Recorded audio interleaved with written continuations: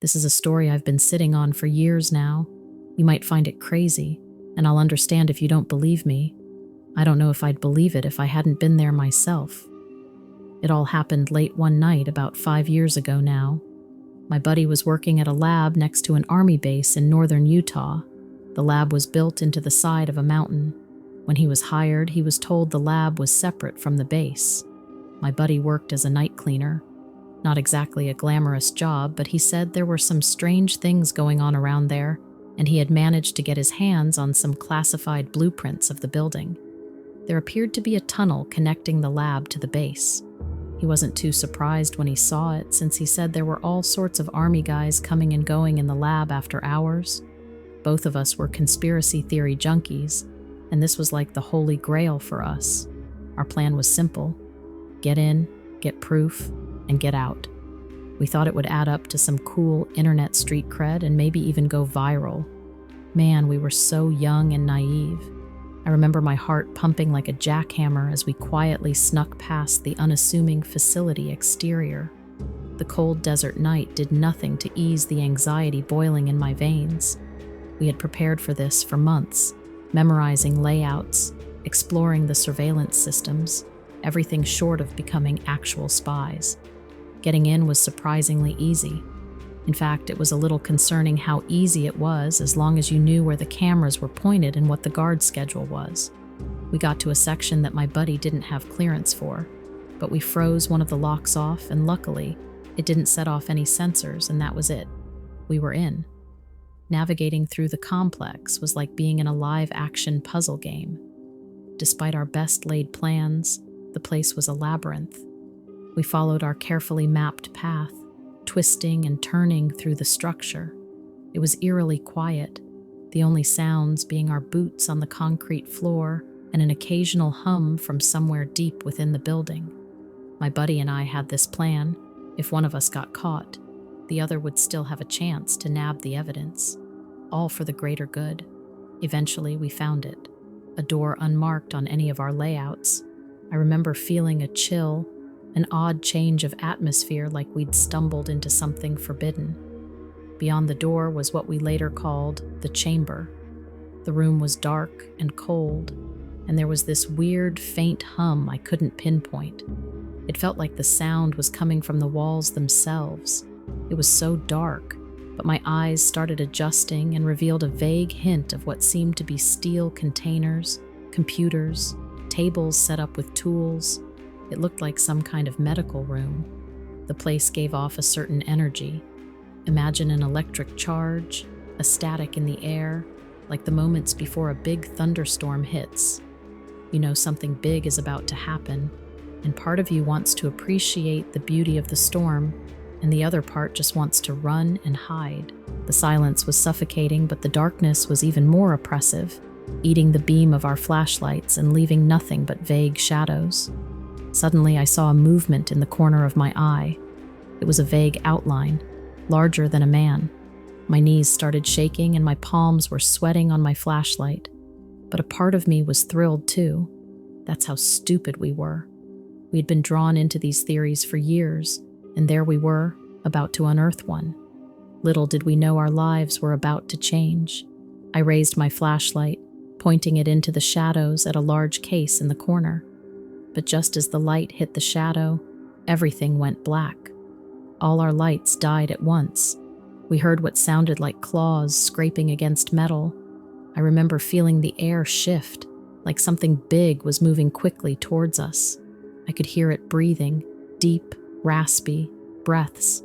Something slammed against the steel case next to me, sending it toppling. Panic set in. I had no idea where my buddy was in the pitch black, or what was in there with us.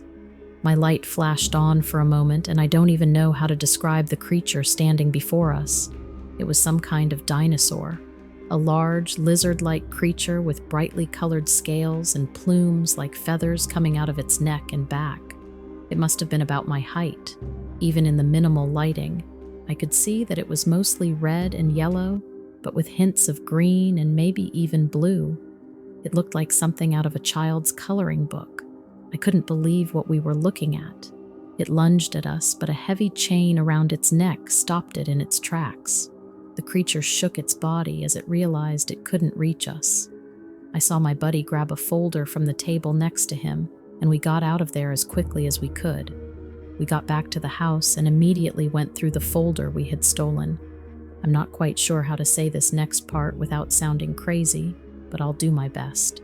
The creatures, these reptilians, according to the report we read, they came from a world within our world. There are these hidden underground caves throughout the earth. You've probably heard of them. Once in a while, there's a cave in, and they are discovered. Anyway, some of these caves are connected, and that's where these guys live. They had been here living deep below the crust, way before humans ever existed. Now, I'm not sure if these are descendants of dinosaurs that survived the asteroid by going underground or what. I know it sounds hard to believe, but I've done a bit of research, and there are records of ancient explorers finding these caves and what was beneath them. And suddenly, it seemed a little more believable.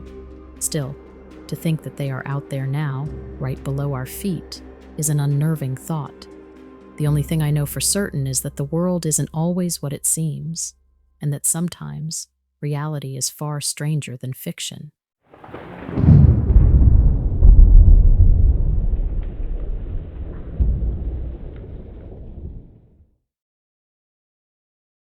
I had something odd happen to me a little while back.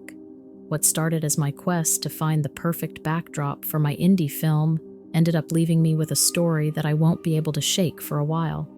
I make short films. I'm not a big name or anything, but I do okay. I normally work out of California, the Sunshine State. But this one project had me traveling all the way to the heart of the Appalachian Mountains.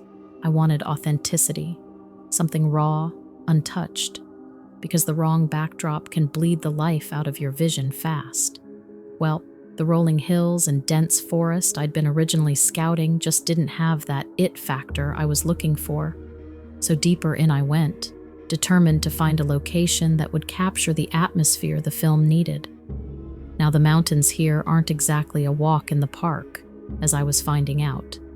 I mean, it's a beautiful landscape, perfect for anyone with a love of natural, wild places. But with that wild beauty comes a lot of rugged climbing over jutting rocks and navigating through a maze of towering trees. You gotta be prepared for a beating.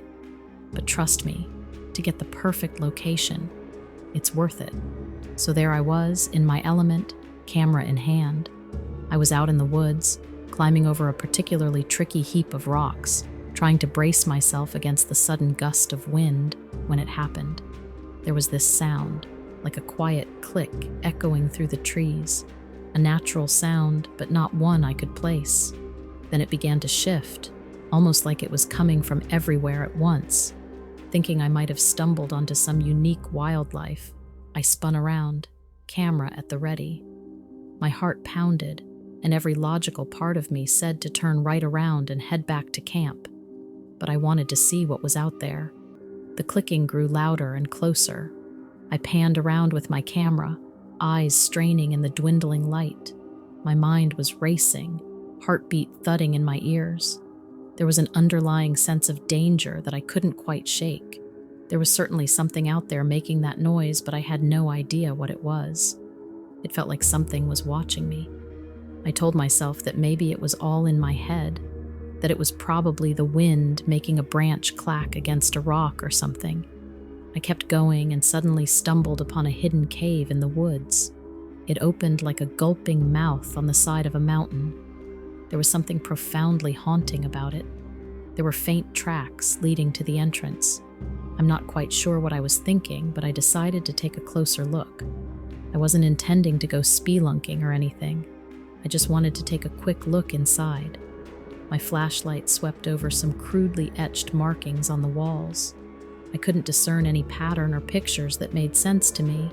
I looked down at my feet and was met with a horrible sight. There were remains scattered around on the ground, what looked like animal bones and fur. It felt disturbingly like stepping into someone's dining room uninvited. I was so focused on the bones on the ground that I didn't see it at first. The cave's only living inhabitant.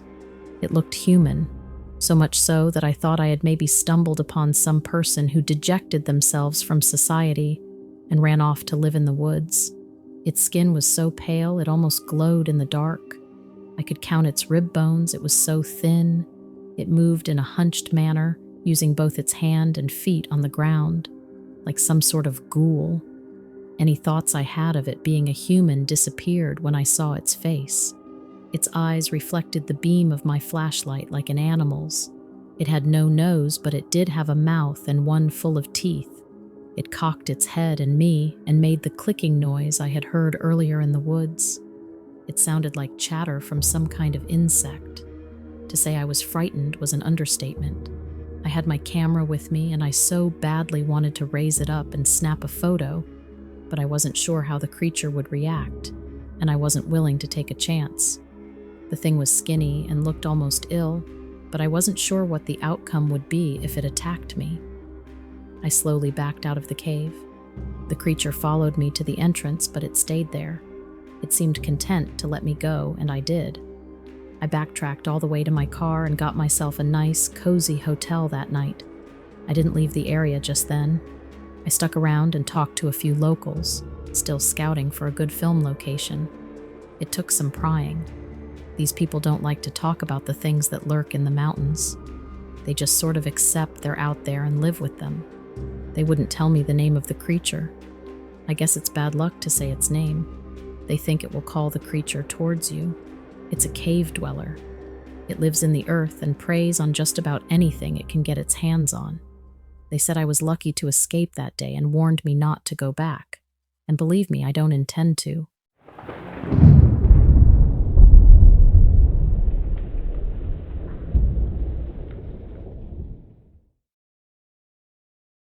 My story goes back to this one time in late August a few years back. My buddies and I had planned a camping vacation in the Rocky Mountains. The landscapes there are always breathtaking, with the sky-high peaks, the lush greenery, and the abundance of wildlife darting around everywhere. Being out there always provided me with this sense of freedom, like I was reclaiming some primal part of myself. I've always been a sucker for camping and the wild, you know? I loved the sweet solitude, the feeling of being dwarfed by nature, and the way the woods could make city life seem so trivial. All 5 of us were nature enthusiasts. The first few days were a hoot. We'd set up our camp near a flowing creek among some sparse trees. The mountains rose up in the distance. It was perfect. The terrifying incident I'm about to share happened 4 nights into the trip. We were chilling around the campfire, making plans for the hike we had arranged for the next day, when we heard something.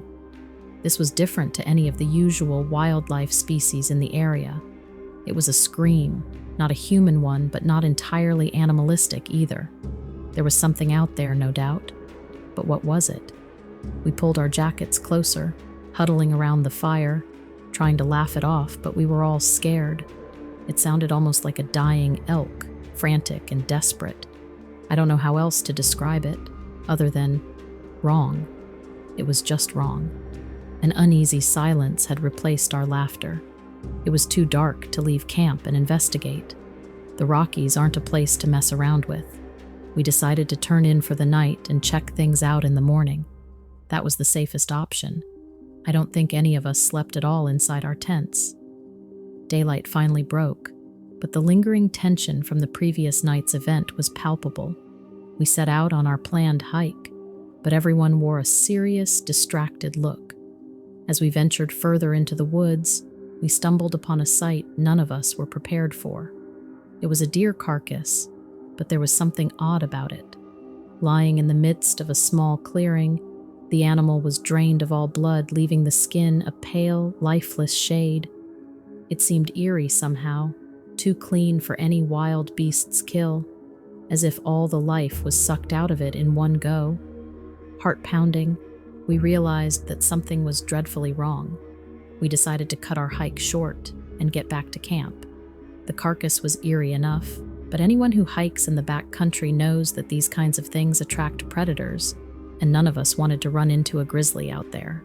If I had the faintest idea of the unfolding horror, I would have packed up and left right then. But sometimes You don't realize just how dire a situation is until you're neck deep in it. As we turned our back on the dead deer, an off-putting scent filled the air. It was nauseating. It was the stench of rot. I don't know if you've ever smelled meat gone bad, but that was it. And it was strange too, because we didn't get that stench from around the carcass. It seemed to be coming from somewhere else. All of a sudden, we heard the scream again. It was clearer, closer, and more bone-chilling than before. We all stopped to scan the area. Whatever made the sound was close, but we couldn't see it. Each passing minute seemed like an hour as we stood rooted on the spot. I don't know how long we were standing there before it came walking out of the trees. The creature must have been 9 feet tall. It was skeletal, like there was no muscle between its bones and its skin. Parts of the skin were peeling off its body and exposing the bones beneath. The hide was stripped from its face. Its nose and eyes were gone. There was just no way this thing could be alive, and yet it was walking right towards us on spindly legs that cracked and crunched with each step. This was the embodiment of death. Unblinking, I observed the horror unfolding in front of me. If the old legends were true, this was undoubtedly a Wendigo. I tried to shout, to warn my friends, but no sound came from my throat. It was like I was paralyzed. I don't know exactly what happened to break the standoff, but we all went running back to our camp. The monster was still there, just watching. It didn't budge, didn't make a sound. Before we could collect our gear, another scream shattered the silence. Panic kicked in, and we abandoned our things, grabbing only what we had on hand, and ran for our lives, all the way back down the mountain trail. We didn't stop running until the creature's cries were a distant echo behind us. Exhausted, we managed to reach our vehicle parked at the trailhead a couple of hours later. Without wasting a moment, we loaded up and sped off, wanting nothing more than to put as much distance as possible between us and the creature. To this day, I can still relive the fear and panic, the feeling of being hunted. The mountains, beautiful and deadly, will never look the same to me. You don't come out of something like this the same. So if anyone out there is thinking about camping in the Rockies, I'd advise you to steer clear of the darker parts of the woods. The wilderness out there houses secrets too old and terrifying to put into words.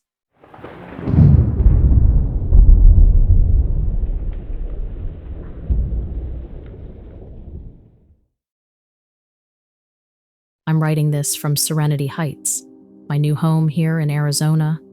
It's one of those fancy retirement complexes you see in brochures. You know, the kind with the rows and rows of identical apartments and perfectly manicured gardens. I was hesitant to give up my home and move here, but it just became too much to take care of.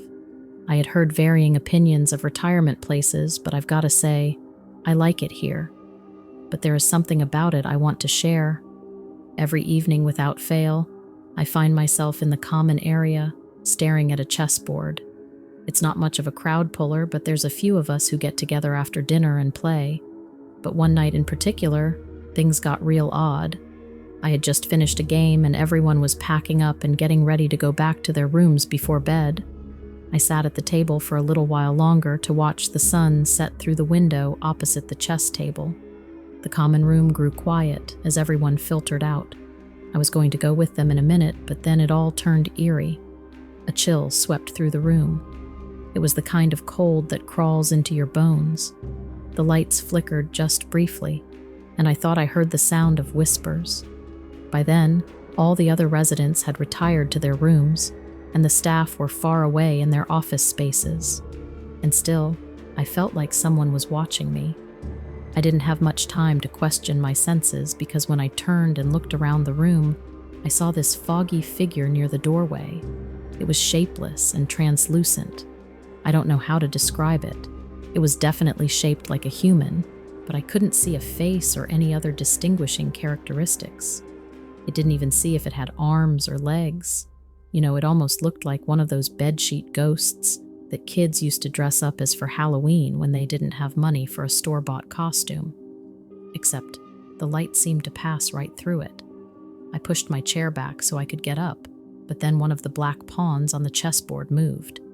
I'd swear on my life. It moved on its own. I hadn't touched it. The window in front of me was closed, and there wasn't any other way the pawn could have been moved. Something moved it because it certainly wasn't me, and I was the only one in the room, or so I thought. I got up from the table and hurried back to my room. I didn't know what to think of the strange encounter, but it wasn't long before I drifted off to sleep. The strange, eerie feeling I had experienced in the common area didn't follow me back to my room. In fact, I started questioning if I had even seen the ghost at all. Perhaps it was just my tired old brain playing a joke on me. I decided not to share this evening tale with my fellow residents, fearing they'd judge me insane. But then, these strange occurrences started happening regularly. Each night, at roughly the same time, the common room would get inexplicably colder and the lights would flicker. Sometimes I could hear the whispers, and sometimes I couldn't. Once in a while, I would see that figure make an appearance too. Of course, no one else was around to see it, so I didn't have any proof. But here's where it gets even stranger. The pieces on the chessboard would move by themselves. I wasn't sure if it was the ghostly figure or something else, but it seemed like someone unseen was hoping for a game of chess. Now's the part where you're really going to think I've gone crazy, but I started playing against the ghost. Every night I played, and every night my supernatural partner played right back. It took some getting used to, but that ghost was a better chess player than most of the residents here. Hell, sometimes it'd even beat me. I know what it sounds like. It sounds like I'm just some crazy old man suffering from dementia, but I'm not. My mind's as sharp as it ever was. I finally told my family what had been going on after a while. I didn't think it was weird anymore. I was more fascinated than anything. However, they didn't seem to share my sentiment. I remember each of their faces. My son looked spooked, my granddaughter was confused, and my great-grandson seemed strangely excited about the idea of his great-granddad living with a ghost. They were skeptical, but my son decided to look up the old records of the retirement home.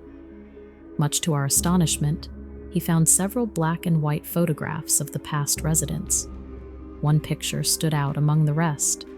It was a photograph of an elderly gentleman bearing a joyful smile and seated next to a pristine wooden chessboard. That was him, I knew it. Nothing else made sense. In all my years of life, I had never encountered a ghost before. I'm not sure what I expected, but this was definitely not it. This was more like meeting up with an old friend. We couldn't share words, but we shared our time and our love of the game. And thanks to my son's research, I had a name to call him, Stephen. Stephen and I have continued with our nightly games. I am sure the staff think I'm a big old loony when I stay in the commons late at night and play chess by myself. But I'm not by myself. That's the brilliant part. It sounds crazy to say, but Steve has become a good friend of mine, and I look forward to our games and hope to be able to play many more.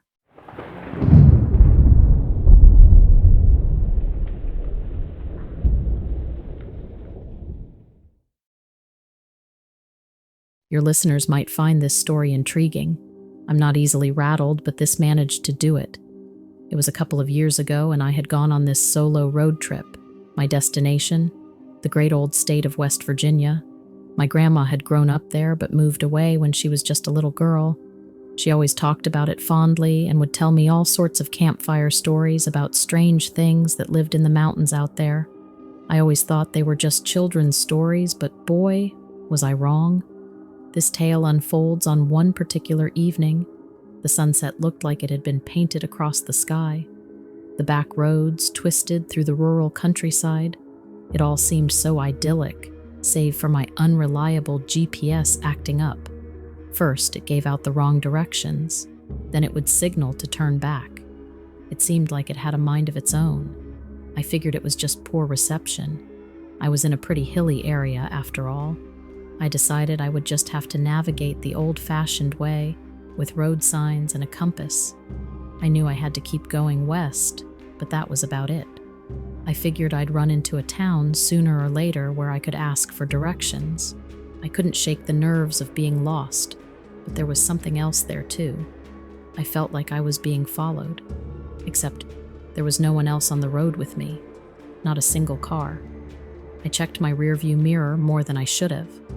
It had gotten dark and I started to get worried. I knew something was off. I stopped, rebooted the damn GPS, hoping it would regain its senses. It didn't seem to do much good, but I left it on in the hopes that it would find a satellite connection. At one point, it warned me about an impending bridge collapse down the road. With all the wrong routes it sent me down earlier in the day, I didn't necessarily believe it. With tiredness creeping in, each passing mile started to blur into the next.